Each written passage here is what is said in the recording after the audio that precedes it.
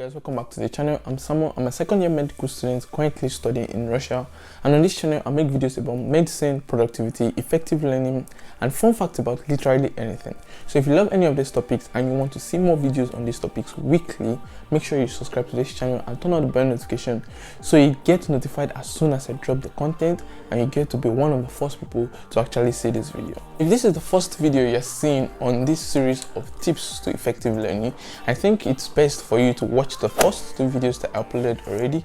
I'm going to link them up there, so make sure you watch those two videos before you come and watch this video, because this video is just going to be a continuation of what I've been saying before in the former videos. Today is the second episode on the series Tips to Effective Learning. Today we're going to be talking about how to actually remember what we've studied after a particular period of time. And remember, in the first video we talked about how to really understand or learn new content, and I emphasized there the importance of understanding, and I'm also going to be emphasizing it now, because there's literally nothing for us to remember if we've not understood the content at the first time. So the first step to effective learning is to actually really understand the content, and then after then we can actually now start talking about building on the foundation of understanding. The way this video is going to be structured today is that I'm going to be first talking about the problems we face, the problem that we forget things after we study them after a particular period of time. Secondly, I'm going to be talking about how to actually solve this problem, how to go about this problem. And thirdly, I'm going to be ending the video. Of course, I'm going to be giving a summary of what I've talked about. I have to make sure we got all the points I talked about in the video. So before I move to the video, it's important for me to say this, that everything I'm going to be saying are evidence-based facts, are evidence-based researches gotten over the past few months by watching or listening to big YouTubers like Ali Abdal, Kamal Medic, Anas No Ali, reading the book Make It Stick, and also trying out this method for myself and actually seeing that they work before I come out to say them here. So it's not just I'm just bringing facts from Mars or bringing facts from another planet. These are actually evidence-based research or evidence-based facts that actually work. So that being said, let's move to what we have for today. We notice that sometimes or most times when we read a particular topic or a particular subject, we notice that we actually really understood when we were studying, but after a particular period of time, we tend to forget what we studied. Maybe when we are tested or when we are trying to remember some things, we can't actually do these tests or we can't actually remember these things because we've actually forgotten what we studied. And don't be afraid, this particularly happens to everyone, not just you. It's not abnormal, and this brings me to the reason. In the year 1880 to 1885, a man called Herman, or a psychologist, did a lot of studies and came about what we call the forgetting curve. And this forgetting curve, according to Wikipedia, they say it talks about the decline of memory in time. It also shows how information is lost over time when there is no attempt to retain it. So we have to underline the fact that it is when there is no attempt to retain this memory that we actually forget these stuffs. This guy did a lot of studies and he carried them out on himself, in the sense that he allowed himself to learn some words and checked after a particular period of time, tested himself after a particular period of time what he actually learned. And what he noticed was that when he first particularly studied this topic, his memory was probably about 100%, and after a particular period of time, over a particular period of days, the memory degenerated and reduced to almost getting to zero. What he did was that he went back to actually study this topic again, and when he went back to study it again, over the same particular period of time or over the same particular period of days, he noticed that his memory also reduced, but did not reduce as much as it was reduced in the first time.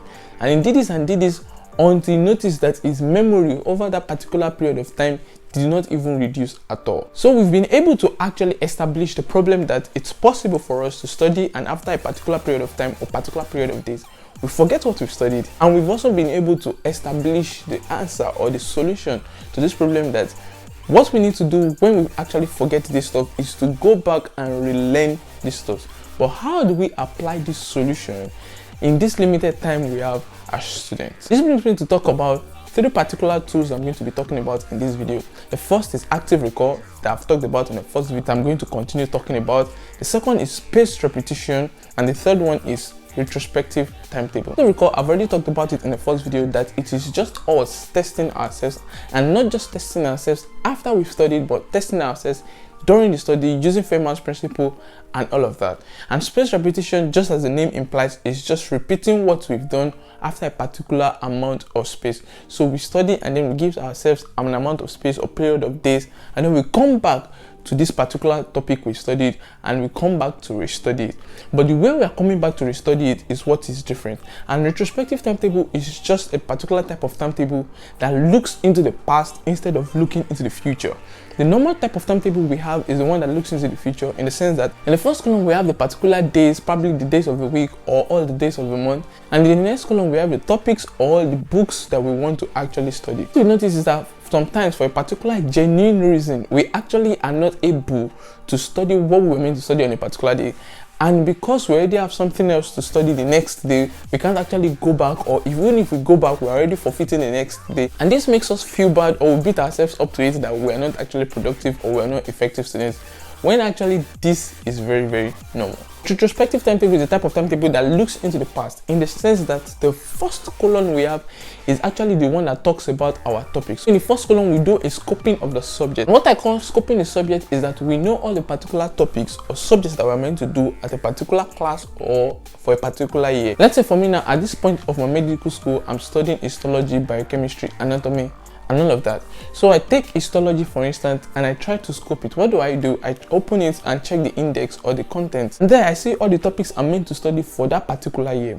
And what I do is that in that first column of my retrospective timetable, I write the topics out there. So for histology, I write out epithelial tissue, muscle tissue, blood, the connective tissue, other topics I have in that book. And in the next column, I start putting the days I studied these particular topics. So let's say today, on the 11th of October, I studied epithelial tissue.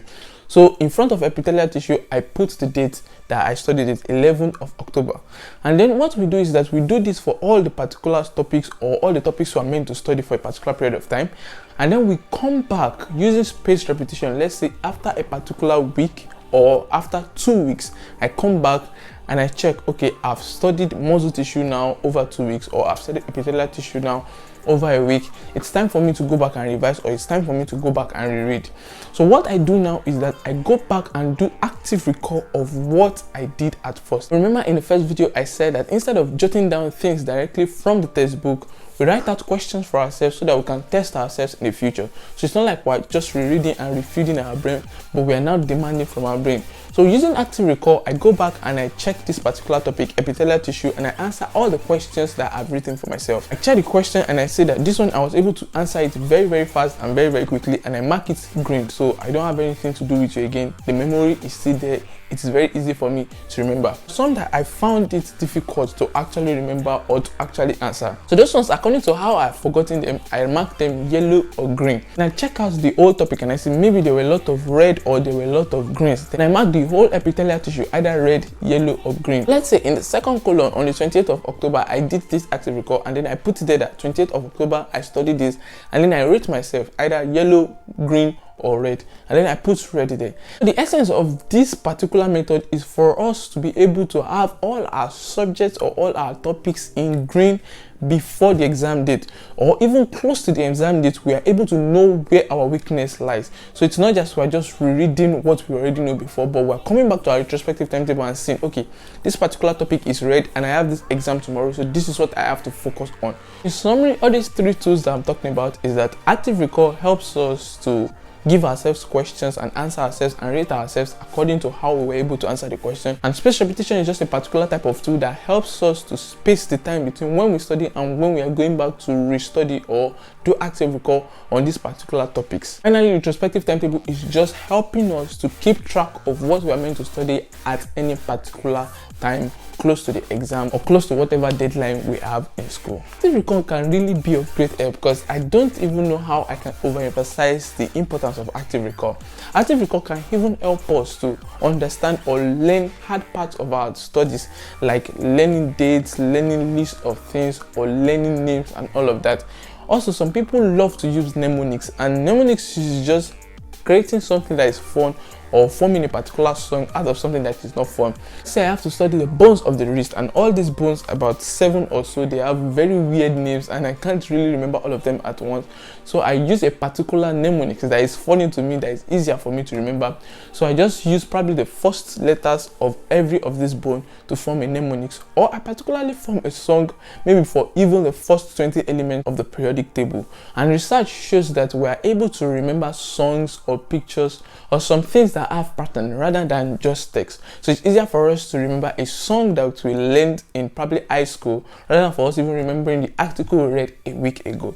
So it's important for us sometimes to also form mnemonics of some things that might be hard to remember or use active recall. So that's been it, guys. I hope we've been able to gain 1 or 2 things from what I've just talked about, how to actually remember what we've studied. Another thing I try to do is that sometimes in my free period, I grab a clean sheet of paper, and in the middle of that sheet of paper, I write a particular topic. So I write the epithelial tissue in the middle of the paper, and I start drawing out every single thing I remember about this topic. This is another effective way of using active recall, and this also helps us to retrieve stuff from our brain and helps it stay longer in our brain. Thank you guys for watching this video. This is actually the second video in this series, and we're waiting for the last video that will be coming next week on this series. And if you've been loving this video already, make sure you give this video a thumbs up. If you've not watched the former 2 videos I dropped, make sure you go and watch them. And if you've not subscribed to this channel, you already know you're missing a lot already on this channel. So make sure to subscribe on this channel and make sure you turn on the bell notification. And finally, do not forget to share this video to students. Make sure you share this video to everybody you think might need it. And I feel like every student actually needs this, because we all face the problem of forgetting what we've studied after a particular period of time. Let me know what you think in the comment section. All these methods I talked about, let me know if you've ever tried them before, or let me know what you think about trying this method, or even if you have any method at all that you're using to remember what you've studied. Make sure you drop it down in the comment section. Anyways, that's been it. Thank you guys for watching, and catch you guys very soon in the next video. Peace.